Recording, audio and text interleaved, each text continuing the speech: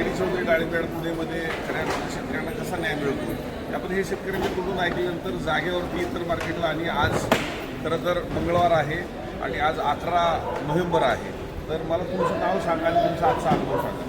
माझा अरुण शिंगाडे नाव आहे. या जागा 105 रुपयांनी माल देतात, पण ते मी इतकं लॉस माल झाला, 1-1.25 लाख रुपयाच्या आसपास लॉस झाला मला.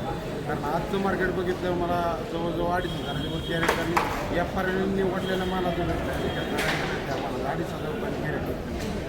मग जवळजवळ 1,600 रुपये रेट मला व्यापाऱ्याला देऊन राहिलेला माल आणला होता की व्यापाऱ्याला देऊन आणलेला राहिलेला माल आज इथं तुमचा काय भाव ते काय भाव गेला? आज माझा इथं 107 रुपयापासून 135 पर्यंत. म्हणजे जर 105 रुपयांनी जागेवर दिला आहे आणि त्यातला राहिलेला माल जर 107 रुपये जातोय आणि वर 135 जातोय तर आज खऱ्या अर्थानं शेतकऱ्यांचं नुकसान होतंय.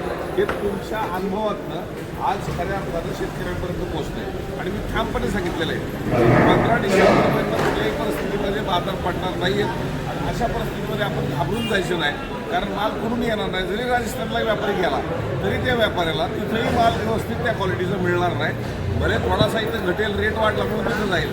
पण ही परिस्थिती लक्षात घेता आज या शेतकऱ्यांच्या अनुभवात टोटल वापरले 16 लाख रुपयाच्या किती एकरामध्ये पाऊण एकराची 1.25 लाख रुपये तोटा.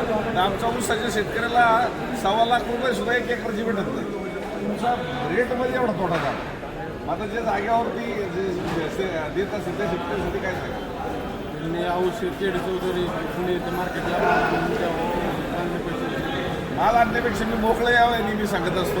आणि खऱ्या अर्थानं हाच अनुभव शेतकऱ्यांना कुठेही पुस्तकात वाचायला मिळणार नाही. हे अनुभवाचे असेल तर मोकळं या हेच मी नेहमी शेतकरी बांधवांना सांगत असतो. आणि हा अनुभव खऱ्या अर्थानं शेतकऱ्यांना जेव्हा शेतकऱ्यांना तो पाहायला भेटतो. आणि ही परिस्थिती ऑल महाराष्ट्रात आहे. जाग्यावर रेट घटायला लागलेले आहेत. मार्केटमध्ये रेट घटलेले नाहीत.